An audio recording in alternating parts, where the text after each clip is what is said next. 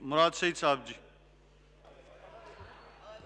شکریہ اسپیکر صاحب میں نے کافی ٹائم سے تھوڑا سا ایک اہم ایشو تھا اس کے اوپر ٹائم مانگ رہا تھا، لیکن چونکہ سوال میری وزارت کے حوالے سے ہوا ہے پہلے میں اس کا جواب دے دوں، پھر جو میں نے جس کے لیے درخواست کی تھی کہ ایک اہم ایشو ہے اس پہ موقع دیجیے گا تاکہ میں بات کر سکوں. مراد صاحب اگر کیونکہ آپ بات کر رہے ہیں کیونکہ کچھ منسٹر نے جواب دینے، آپ پہلے اگر یہ جواب دیں گے ان سے بھی جواب لے لیں تاکہ بہت سارے ممبران نے جو بالکل ٹھیک. اسپیکر صاحب یہاں پہ ایک ایشو اٹھایا گیا، نمبر 1 کے پینشنز کو انہوں نے آؤٹ سورس کر دیا.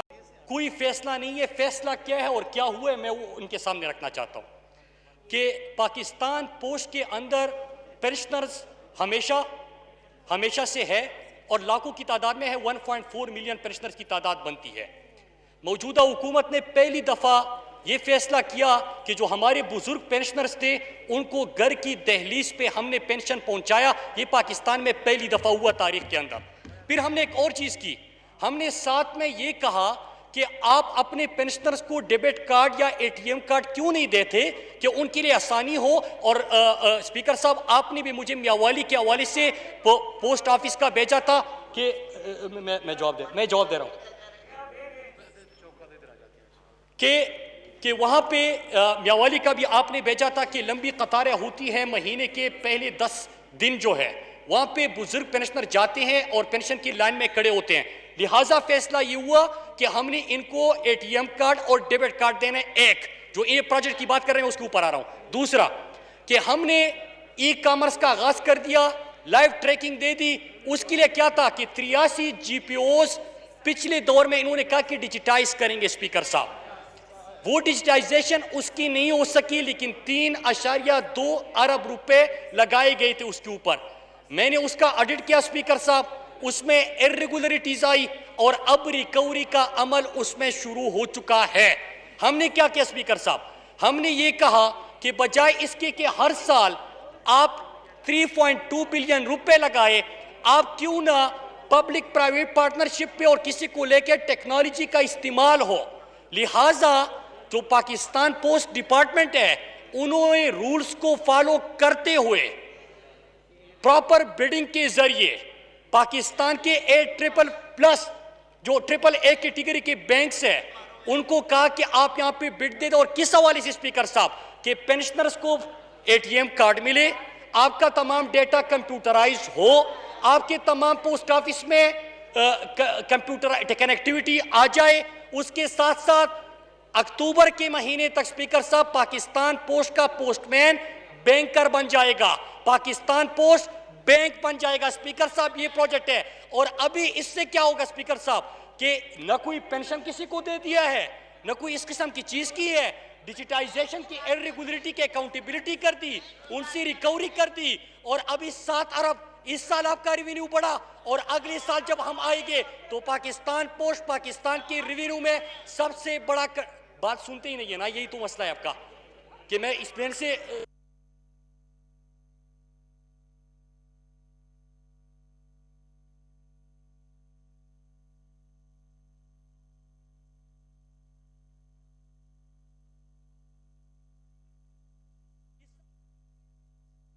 اس پروجیکٹ کے ذریعے پاکستان پوسٹ پاکستان کی ریونیو میں سب کے طور پہ سامنے آ گیا. اسپیکر صاحب اگر انہوں نے اسپیکر صاحب ایک ابھی انہوں نے بات کی تھی معافی اس لیے مانگے کہ انہوں نے سوال اس انداز سے کیا کہ نیوز بنانی ہے. او بھائی 3.2 ارب آپ کی irregularity پکڑی، اس کے بعد یہ پروجیکٹ ہونے جا رہا ہے. اسپیکر صاحب جی تھینک یو. جی محترمہ ناز بلوچ صاحبہ جی.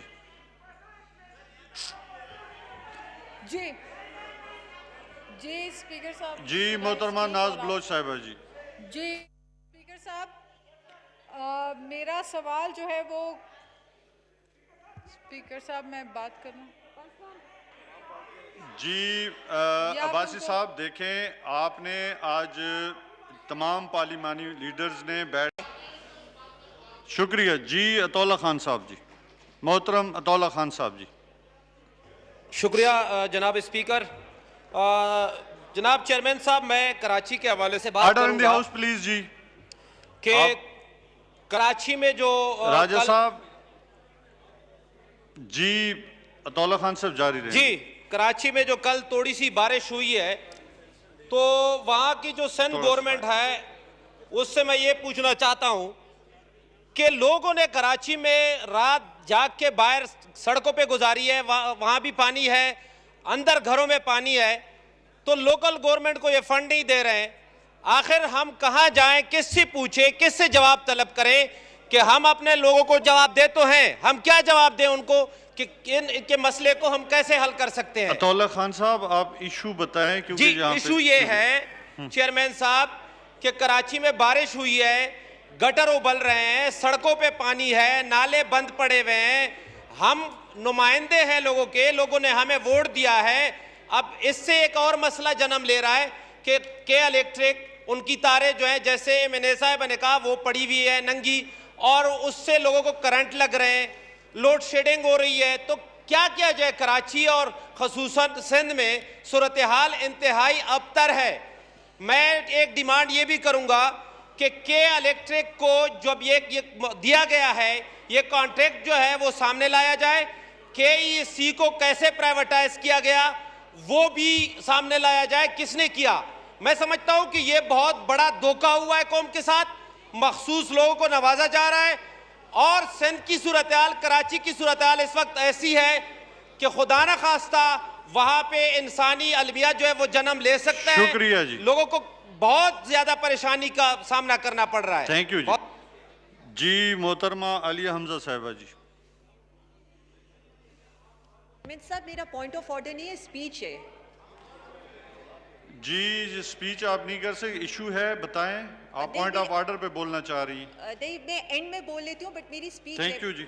जी मोहतरमा शमीम आरा साहिबा पनोर पावर जी। जी मोहतरमा शमीम आरा पनोर साहिबा जी।